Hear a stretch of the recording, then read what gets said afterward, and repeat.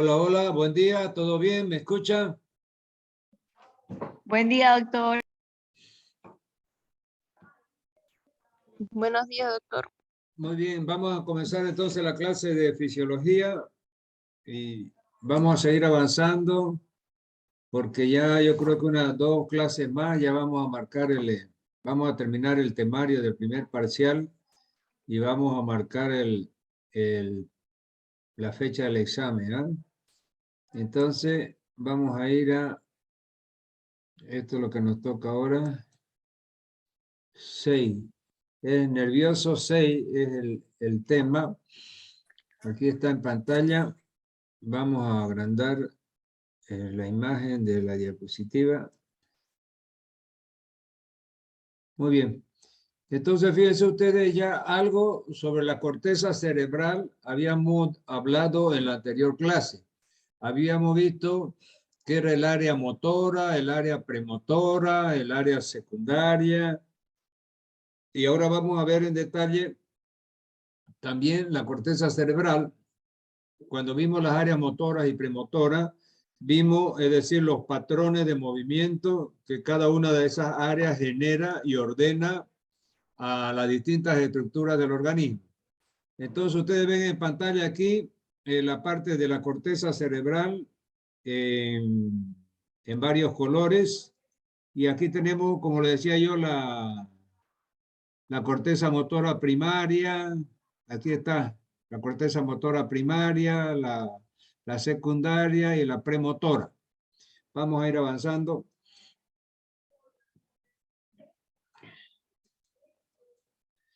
Tipos de neurona de la corteza cerebral. Así como vimos, es decir, toda la estructura de la médula espinal, los tipos de neuronas que tenía, y habíamos visto que la médula espinal tenía, por ejemplo, 2 tipos de motoneuronas. Tenía las motoneuronas alfa, que inervaban el uso muscular. Teníamos las motoneuronas gamma, que inervaban las fibras del uso muscular. Aquí, y tenemos en la médula espinal también teníamos las interneuronas, que eran 30 veces más en número, 30 veces superior en número que las motoneuronas alfa y que las motoneuronas gamma. Muy bien, ahora vamos a ver los tipos de neuronas que existen en la corteza cerebral. Voy a poner mi apuntador aquí para ir señalándole. Entonces son 3 tipos de neuronas que existen en la corteza cerebral. ¿Ya? Es decir, las granulares, las neuronas granulares, las fusiformes y las piramidales. ¿Ya? Y cada una de ellas tiene, a ver, Carla Concepción Suárez, cierre el micrófono, por favor. Ya está cerrado. Pero no quiero que suceda más eso, ¿ya? Porque me interrumpen y odio que me interrumpan la clase. Bueno, entonces le decía yo de que los tipos de neuronas en la corteza cerebral están agregadas en tres capas. En las granulares, en la capa granulosa, la fusiforme, en la capa fusiforme y las piramidales también en la capa donde están localizadas las piramidales. Entonces, si ustedes ven de la superficie hacia la profundidad, fíjense que aquí tenemos la capa granulosa, donde están las granulares, la verdad después tenemos la fusiforme y después más las piramidales. Sigamos. Aquí nuevamente un corte. Fíjense que las capas de la corteza cerebral básicamente son 4, la más importante. Voy a poner otra vez mi apuntador para que ustedes no se pierdan porque esto es anatomía pura. Entonces, fíjense, aquí está la parte más superficial de la corteza cerebral. ¿Ya? La primera capa es la capa molecular. ¿Ya? La segunda capa, capa de Purkinje. La tercera capa, yendo hacia la profundidad, la capa granular, y la cuarta capa es la sustancia blanca. Entonces, en esas 4 capas de la corteza cerebral, tenemos distribuidos esos 3 tipos de neuronas, ¿no? Las fusiformes, las piramidales y las granulares, ¿no? Entonces, este es un corte para que se den idea más o menos de dónde están, a qué profundidad están localizadas las distintas células de la corteza cerebral. Muy bien, sigamos. Área de asociación de la corteza cerebral. Entonces aquí ya estamos viendo en la corteza cerebral hay lo que se llaman las áreas de asociación. O sea, son varias partes de la corteza cerebral que asociadas cumplen una función determinada. Oye, por favor, anda a hablar a otro lado, che. Entonces, le decía yo de que las llamadas áreas de asociación de la corteza cerebral se dividen en tres.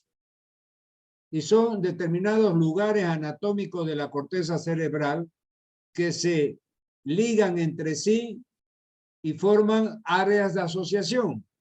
Entonces, la primera área de asociación que tenemos, que está en rojo, aquí fíjense el subtítulo, aquí dice el área parieto-occipito temporal. Entonces, esa zona de la corteza cerebral, que está lógicamente en la parte parietal, en la parte occipital y en la parte temporal, van a formar el área de asociación que se llama parieto-occipito temporal. ¿Qué va a hacer esa zona? ¿Qué va a hacer esa área de asociación? Va a ser la interpretación fina de las señales de todas las áreas que la rodean. Entonces, esa área parieto-occipito temporal, ¿cuál va a ser su función? Interpretación fina de las señales de todas las áreas que la rodean. Dos, la área de asociación prefrontal, que está aquí en celeste. ¿Cuál va a ser su función? Funciona en relación estrecha con la corteza motora para planificar patrones motores complejos. En la clase anterior ya yo les expliqué que eran los famosos patrones motores complejos. Ya yo les había dicho que los patrones motores complejos es un conjunto de órdenes que salen de la corteza cerebral para producir un patrón de movimiento. O sea, ordenan a 20 músculos simultáneamente que o se contraigan o se relajen. Entonces, esos son considerados patrones de movimiento. O sea, la orden no va para un musculito para que se contraiga o se relaje. La orden va para un montón de músculos para que cumplan esa orden, y hay entre ellos algunos que se contraen, otros que se relajan, por ejemplo, y a esa función global de activar cierto número grande de elementos anatómicos se llaman patrones de movimiento. Entonces, el área prefrontal funciona en estrecha relación con la corteza motora para planificar patrones, entre comillas, motores complejos. Tercera área de asociación, está en amarillo, se ve poco, límbica, esa es la área de asociación límbica, se relaciona con la conducta y la motivación. Entonces yo le pregunto, ¿cuál es la función del área parieto-occipito temporal? Usted tiene que decirme interpretación fina de las señales de todas las áreas que la rodean. ¿Cuál es la función de la área de asociación prefrontal? Patrones de movimientos complejos. ¿Cuál es la función del área límbica? Se relaciona con la conducta y la motivación. Sigamos. Vía córtico-espinal. Entonces, fíjense que vamos a ver la vía nerviosa. Esto, como le digo, era el pan nuestro de cada día en la Argentina. Eso nos metía hasta por las fosas nasales. O sea, no era imposible que algún egresado de primer año ya de medicina no sepa estas vías nerviosas, como por ejemplo la vía córtico-espinal, que es la llamada vía piramidal, ¿verdad? Entonces, fíjense, es la vía más importante de la corteza motora, llamada también vía piramidal. Se origina en la corteza motora primaria, pasa por la cápsula interna entre los núcleos caudado y putamen de los ganglios basales y luego desciende por el tronco encefálico formando la pirámide del bulbo raquídeo. Allí se cruza al lado opuesto y descienden los haces córtico-espinales laterales de la médula para terminar en las interneuronas, muy poco en las motoneuronas anteriores. Algunas fibras no cruzan al lado opuesto y descienden por los haces córtico-espinales ventrales. Entonces, esto tienen que saberlo ustedes como el pan nuestro de cada día. Entonces, la vía córtico-espinal ¿ya? La vía córtico-espinal tiene que saberlo de memoria. Voy a pasar acá para que vean que tienen que saberlo así como yo lo estoy diciendo. La vía córtico-espinal nace en el área 4 de Brodmann. Pasa por la cápsula interna entre el núcleo caudado y el putamen. Va desciendo por el tronco cerebral y a nivel del bulbo raquídeo se produce lo que se llama la decusación de las pirámides y hay haces laterales que bajan por el lado opuesto y hay haces ventrales que bajan por el mismo lado. Entonces, vamos a ver en la figura cómo tiene que aprendérsela. Entonces, fíjense ustedes, yo voy a poner mi apuntador aquí y aquí comienza, área 4 de Brodmann. Yo les había dicho que las áreas de la corteza cerebral, un investigador de apellido Brodmann fue el que la mapeó prácticamente y le dio un número a cada área de la corteza cerebral. Entonces, en el área motora hay la que se llama el área 4. Ahí en el área 4 es donde nace esta vía córtico-espinal. Entonces, en la corteza cerebral, área 4 de Brodmann, pasa por la cápsula interna que es esta, entre el núcleo caudado y el putamen. Baja por los pedúnculos cerebrales, porción basilar del puente de Barolio, que es la protuberancia, y llega al bulbo. Aquí en el bulbo raquídeo, fíjense ustedes, en esta parte de aquí, se produce la decusación de la pirámide, o sea, la fibra de esta vía córtico-espinal pasa al lado opuesto. Y ese fenómeno se llama decusación de la pirámide. Y ahí bajan hasta la médula espinal por los haces córtico-espinales laterales. ¿Ya? Haz córtico-espinal lateral, bajan hasta las interneuronas y un poco de las motoneuronas de la médula espinal. Y aquí en el mismo bulbo raquídeo hay algunas fibras que no se cruzan al lado opuesto para bajar por los haces laterales córtico-espinales, sino que bajan por el mismo lado a través de los haces ventrales de la vía córtico-espinal. Entonces, esta es la famosa vía piramidal o vía córtico-espinal que ustedes tienen que saber. ¿Ya? Cuando está interrumpida esta vía córtico-espinal, y ustedes tienen que asociar, aparece el famoso reflejo de Babinski. Se recuerda que también lo vimos cuando vimos los reflejos. Sigamos. Aquí tenemos nuevamente la vía córtico-espinal. Cuando hay lesión de la vía córtico-espinal, dice, su lesión provoca parálisis. Si la lesión es por encima del nivel de la decusación motora, será una parálisis contralateral al sitio de la lesión. ¿Ya? Contralateral al sitio de la lesión. Si la lesión es por debajo del nivel de la decusación motora, será una parálisis ipsolateral al sitio de la lesión. ¿Qué quiere decir? Esto es importante que ustedes lo sepan.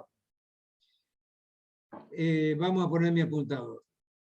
Les decía yo que esta es la famosa vía córtico-espinal o vía piramidal. Es la vía motora. Por esta vía pasan todas las órdenes que la corteza cerebral envía al cuerpo para cualquier tipo, ya sea para mover un músculo, mover una articulación, segregar una glándula, o sea, todas las funciones del organismo reciben las órdenes de la corteza cerebral. Y esas órdenes, motoras, secretoras, etcétera, vienen a través de esta vía córtico-espinal o vía piramidal. Entonces nos está diciendo de que si supónganse, hay un paciente que tiene paralizado, fíjense ustedes, tiene un tumor aquí en el hemisferio izquierdo. ¿Eh? Tiene un tumor en el hemisferio izquierdo, entonces se le paraliza la mitad, por ejemplo, izquierda del cuerpo. Del mismo lado, porque aquí, fíjense, aquí la vía piramidal todavía no se había cruzado al lado opuesto. ¿Ya? Pero si la lesión está, el tumor, supóngase, está abajo ya del bulbo, donde ya se cruzó la vía, entonces la lesión está del lado contrario a donde nacen las fibras. Fíjense que acá las fibras nacieron en el hemisferio izquierdo, y si el tumor estaba en el hemisferio izquierdo, como todavía no se han cruzado las fibras, se paraliza la mitad izquierda del cuerpo. Pero ya después de que se entrecruzan las fibras y se cruzan al lado opuesto, entonces, si la lesión está en el lado derecho, es decir, se paraliza el lado derecho del cuerpo, porque ya están inervadas por las fibras que se han cruzado en el bulbo. Entonces, eso es lo que nos está diciendo, que una lesión por arriba del bulbo, por arriba de la decusación de la pirámide, aparece del mismo lado. Y si la lesión está por abajo de la decusación de la pirámide, o sea, aquí en el bulbo, lo que llama la decusación de la pirámide, entonces la lesión está en el lado opuesto. ¿Ya? O sea, muy bien, eso es importante. Sigamos. Entonces decíamos, si la lesión es por debajo del nivel de la decusación motora, será una parálisis ipsolateral. Si la lesión está por debajo del nivel de la decusación motora, será una parálisis ipsolateral al sitio de la lesión. Además de la parálisis, las lesiones producen un conjunto de signos neurológicos que incluyen espasticidad, hiperreflexia, signo de Babinski y clonus. ¿Ya? Entonces, hay lo que se llama el signo de motoneurona anterior. ¿Qué quiere decir? Esto también es importante. Tengo que explicárselo. La motoneurona anterior, la motoneurona superior se llama signo de motoneurona superior. Acá abajo dice, el conjunto, fíjense al final del parágrafo, dice lo siguiente, el conjunto de este conglomerado de datos clínicos se conoce como signo de motoneurona superior. ¿Qué quiere decir? Las motoneuronas que ya hemos visto, que están en la corteza, es decir, todas esas células piramidales, fusiformes, granulares o granulosas, etcétera, son motoneuronas. O sea, son neuronas que mandan órdenes al cuerpo para comandar algún movimiento. ¿Ya? Y en la médula espinal tenemos otras motoneuronas, que son las motoneuronas alfa, que ya hemos visto que inervan los usos musculares, y las motoneuronas gamma, que inervan la fibra de los usos, ¿verdad? Entonces, y después están las interneuronas. Entonces, cuando viene la orden de la corteza motora, la orden va a la motoneurona o alfa o gamma de la médula para que se produzca el movimiento, etcétera, en el cuerpo, ¿no? Entonces, la motoneurona que está arriba en la corteza se llama motoneurona superior, y la que está abajo en la médula se llama motoneurona inferior. Entonces, ¿cuál es la función de la motoneurona de la corteza? La superior es frenar, inhibir a la motoneurona inferior, o sea, la segunda motoneurona, ¿no? La primera es la superior y la otra sería la segunda, la inferior. Por eso se llama superior, inferior. Entonces, la función de la motoneurona superior que está en la corteza es inhibir, frenar, o sea, para que no se dispare la motoneurona de la médula. La motoneurona de la corteza la va frenando, la va frenando para que no se dispare y actúe por su cuenta, ¿no? Entonces, cuando hay una lesión en esta vía córtico-espinal, es decir, la motoneurona, como no hay ese freno, es decir, se dispara. Entonces, eso es lo que se llama signo de motoneurona superior. Entonces, al dispararse a la motoneurona inferior que está en la médula, aparecen estos 4 signos que son característicos del síndrome de motoneurona superior. Entonces, los 4 síntomas que caracterizan el síndrome de motoneurona superior por lesión de esta vía córtico-espinal son estos 4 que tienen que aprenderse. Espasticidad, 1. Hiperreflexia, 2. 3. Signo de Babinski positivo. Y 4. Clonus. Clonus son un temblor que aparece, un temblor fino en las manos que aparece. Entonces, espasticidad es cuando el músculo se está entró en espasmo. espasmo muscular, es decir, el músculo quedó semicontraído y eso es espasticidad. Segundo, hiperreflexia, o sea, los reflejos están súper activos, o sea, hay un aumento de la intensidad de los reflejos, eso se llama hiperreflexia. Tercero, el signo de Babinski, que ya lo vimos, que era cuando se toma el reflejo plantar, en vez de flexionarse los dedos como debería ser, se hiperextienden y se abren en abanico, y ese era el famoso reflejo de Babinski, o signo de Babinski, que es patológico. Y cuarto, el clonus, que son temblores finos en las manos. Entonces acá tenemos el dibujo, fíjense, aquí voy a poner otra vez mi apuntador. A ver, aquí está. Tenemos motoneurona superior, fíjense, motoneurona inferior en la médula y músculo esquelético. Entonces la motoneurona superior está en la corteza cerebral. La motoneurona inferior está en la médula. Entonces, fíjense cuál es la conexión de la superior con la inferior. Es esto de aquí que dice tracto piramidal, que es la vía piramidal que acabamos de mostrar. Entonces, la orden viene a la motoneurona superior a través de la vía piramidal para que la motoneurona inferior ejecute esa orden a través de los músculos esqueléticos. Entonces, la motoneurona superior dice: señora motoneurona inferior, por favor, haga que se contraiga el músculo cuádriceps. Entonces, llega la orden por la vía córtico-espinal y esta motoneurona inferior activa su motoneurona alfa y el uso muscular del cuádriceps se contrae. Entonces, fíjense que de la motoneurona superior a la motoneurona inferior viene la orden a través de la vía piramidal. De la motoneurona inferior al músculo esquelético viene la orden a través del nervio motor. Hay el nervio motor respectivo en todos los distintos segmentos de la médula espinal. ¿La verdad? Vías motores auxiliares, vías descendentes desde el tronco encefálico. Eso ya es accesorio. Entonces lo importante es esa gradación y esa secuencia que existe en las órdenes motoras. Sigamos. Corteza, vamos a ver entonces ahora, corteza motora primaria y haz córtico espinal. Aquí está, corteza motora primaria y haz córtico espinal. La corteza motora se divide en tres áreas: corteza motora primaria, área premotora y área motora suplementaria. Fueron las tres que nosotros ya habíamos visto en la clase anterior, que la vamos a volver a ver aquí en las circunvoluciones de la corteza cerebral. Vamos. Entonces aquí está. Entonces, área motora primaria, fíjense aquí en amarillo, área premotora y área motora secundaria. Entonces son estas tres circunvoluciones que están aquí, en amarillo, medio naranja, en verdecito, y esta otra que está pegada a esta es un color un verde más clarito.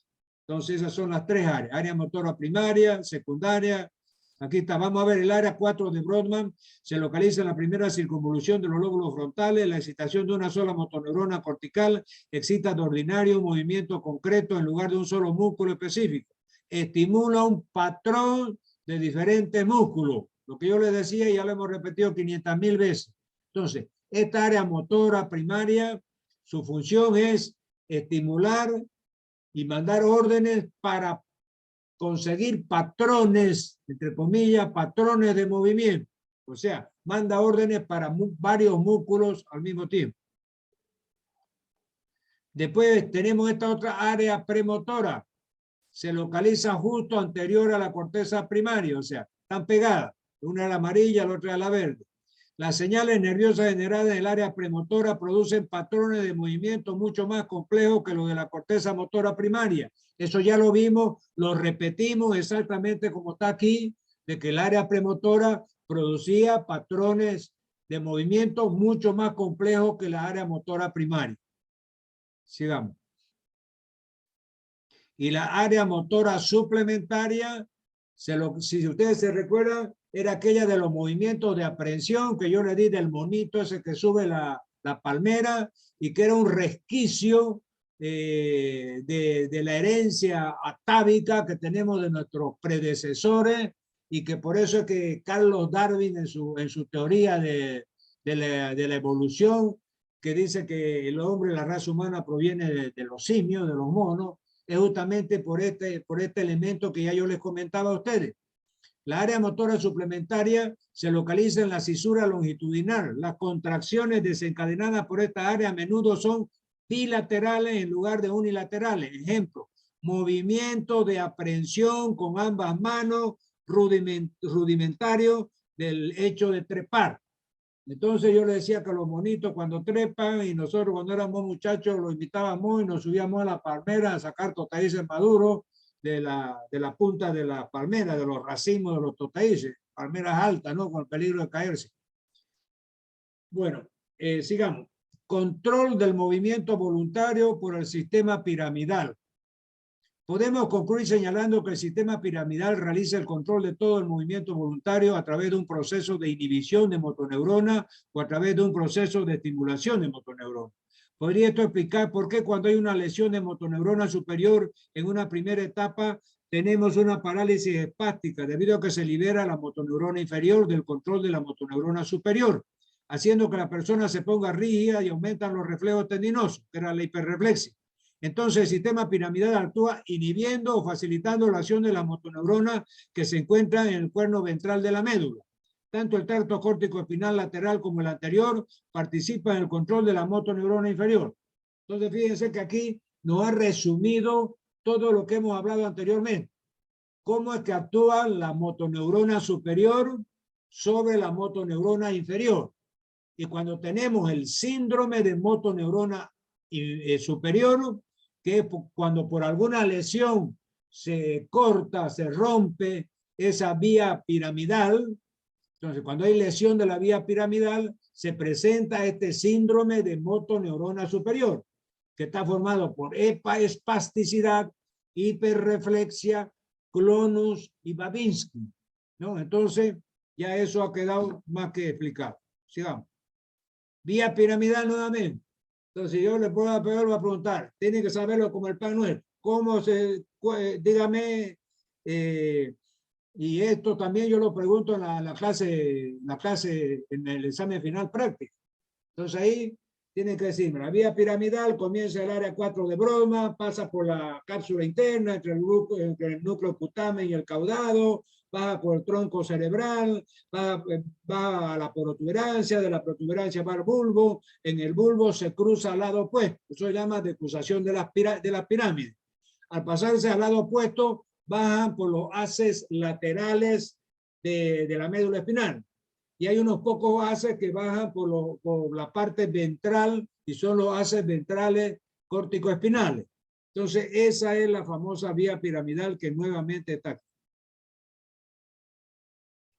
Aquí, característica del tronco encefálico, se encuentra dividido en tres estructuras del tronco encefálico. Primero, el mesencéfalo. Esto es anatomía pura, por eso vamos rápido.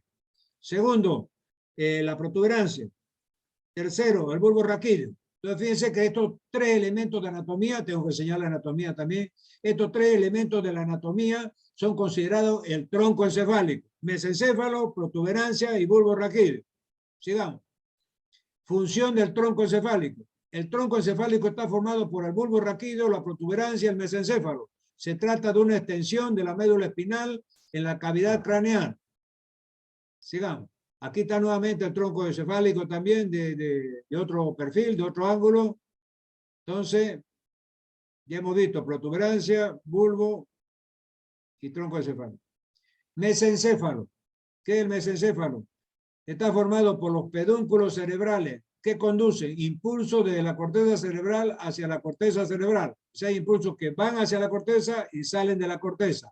Esa es la función del mesencéfalo. Se ubica en una zona llamada zona basilar.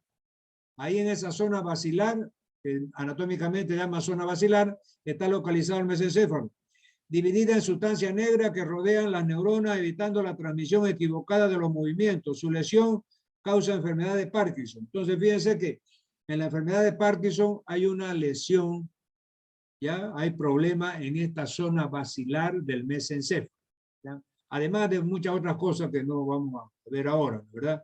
Pero hay esa lesión en la zona basilar que produce la rigidez y el temblor en los parkinsonianos. Muy bien. Tubérculo cuadrigémino, otro elemento del mesencéfalo. Información visual y auditiva. Son 4 tubérculos cuadrigéminos. 2 superiores que reciben información de la retina y la corteza cerebral y 2 inferiores que tienen la función de audición. 3. Acueducto de Silvio es el otro elemento del mesencéfalo. Conexión del tercer ventrículo con el cuarto ventrículo. Entonces eso ya nos lo metían también hasta por los oídos a nosotros en anatomía. El acueducto de Silvio es el que conecta el tercer ventrículo con el cuarto ventrículo del cerebro. Los tubérculos cuadrigéminos son 4. Los 2 superiores reciben información de la retina y de la corteza cerebral y los 2 inferiores es para la audición. Sigamos. Protuberancia anular. La protuberancia anular es protuberancia, se la conoce más como protuberancia, pero si quiere decir el nombre completo es protuberancia anular. Así está en los libros de anatomía, ¿no? Tanto de Rubier como el Testis. Se ubica entre el mesencéfalo y el bulbo raquídeo.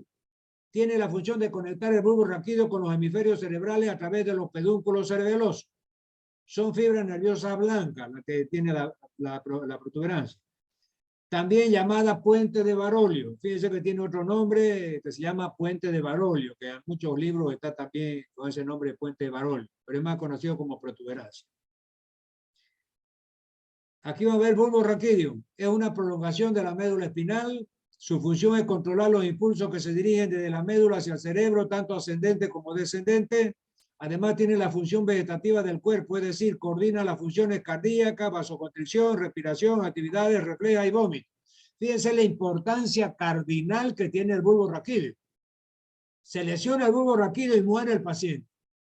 Es uno de los órganos principalísimos del control de la vida prácticamente.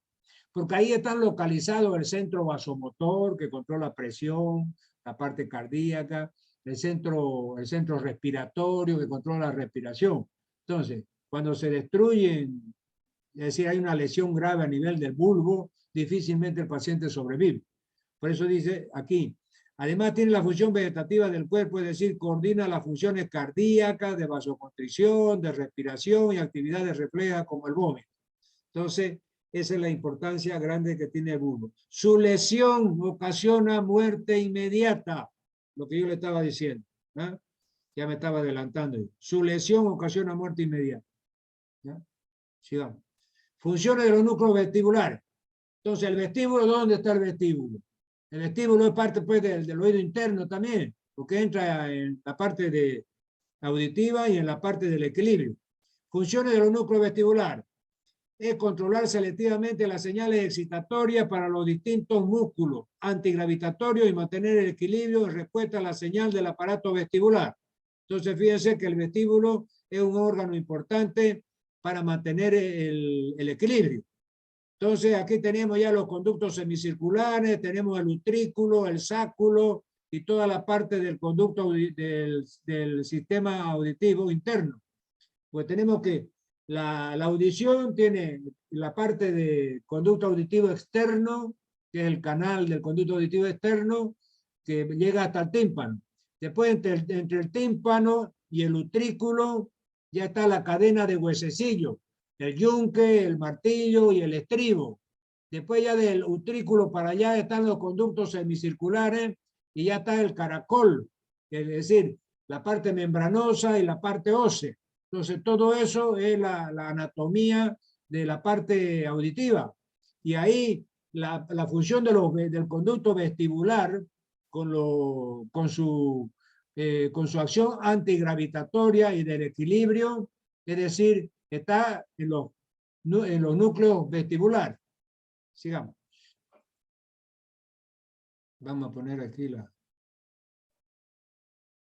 Muy bien, entonces con eso terminaríamos la parte de nervioso 5 o 6, no me acuerdo. No, pero esta es la clase, entonces, como ustedes ven, me parece que hay 2 más todavía de sistema nervioso, y ya con eso terminaríamos ya el temario del primer parcial. Fíjense que este temario del primer parcial es el más amplio que hay. Porque fíjense que aquí va a entrar, es decir, la parte de